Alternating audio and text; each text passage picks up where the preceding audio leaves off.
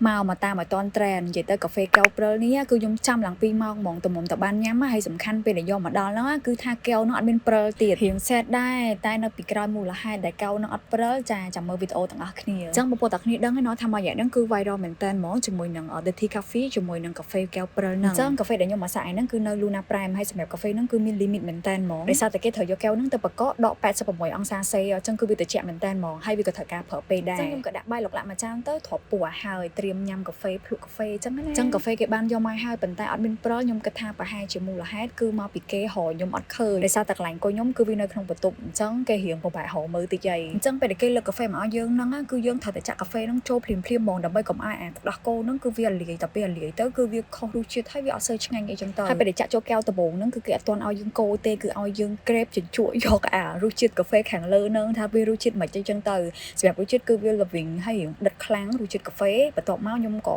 កូរវាចឹងណារសជាតិកាហ្វេខាងលើហ្នឹងគឺដិតឈ្ងុយឆ្ងាញ់ក៏ប៉ុន្តែវាល្វីងបន្ទាប់មកពេលដែលយើងកូរហើយយើងក្រេបញ៉ាំអាទី2នេះវារហូតវាឆ្ងាញ់ត្រូវមកខ្ញុំញ៉ាំមកវា creamy ឆ្ងាញ់មែនតើហ្មងនិយាយទៅវា smooth វាខ្ទិះចូលគ្នា symmetry គ្នាហ្មងញ៉ាំមកឆ្ងាញ់អានេះសម្រាប់ខ្ញុំហ្នឹងណាហើយរសជាតិដែលខ្ញុំយកហ្នឹងគឺ The Tea Original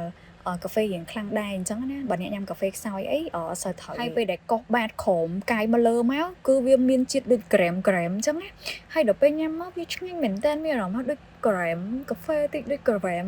ដោះគោបន្តិចបាក់និយាយគ្រាន់នឹងថាវាឆ្ងាញ់តែគ្រាន់ថាប្រភេទ The Tea Original អីគេនេះគឺយើងអាចកំណត់រសជាតិស្ករបានទេកម្រិតស្ករបានទេអញ្ចឹងបើអ្នកញ៉ាំកាហ្វេខ្សោយខ្ញុំគិតថាអត់សូវត្រូវទេប៉ុន្តែវាឆ្ងាញ់ហើយបើសម្រាប់កែវទី2នេះវិញគឺខ្ញុំយករសជាតិដូចជា The Tea Pandan អាហ្នឹងវាមានលក្ខណៈរសជាតិបែបរបៀបស្លឹកតើយពេលដែលញ៉ាំទៅអាលើដំបូងល្វីងដូចថាមុនចឹងប៉ុន្តែពេលដែលកូរញ៉ាំអាបាតក្រោមនេះមកឆ្ងាញ់មែនតើហ្មងខ្ញុំ recommend អាកែវទី2នេះសម្រាប់ស្រីៗដែលគាត់អត់សូវប្រកែកាហ្វេព្រោះអាកែវទី2នេះវារៀងផ្អែមល្មមឆ្ងាញ់ញ៉ាំមកឈ្ងុយស្លឹកតើយនិយាយទៅឆ្ងាញ់មែនតើហ្មងសម្រាប់ខ្ញុំណាឆ្ងាញ់ជាងអាកែវទី1វារៀងត្រូវមាត់ខ្ញុំជាងដោយសារតែវារៀងមានរសជាតិផ្អែមតែបើនិយាយទៅឆ្ងាញ់មួយយ៉ាងម្នាក់ហើយពេលដែលយើង order ជាមួយនឹងកាហ្វេកែវព្រិលមួយហ្នឹងគឺគេមានភ្ជាប់មកជាមួយនឹងกระดาษណែនាំដែរហើយបញ្ជាក់កាហ្វេកែវព្រិលហ្នឹងគឺមានតែនៅសាខា Luna Prime ទូកគេបាយបាយ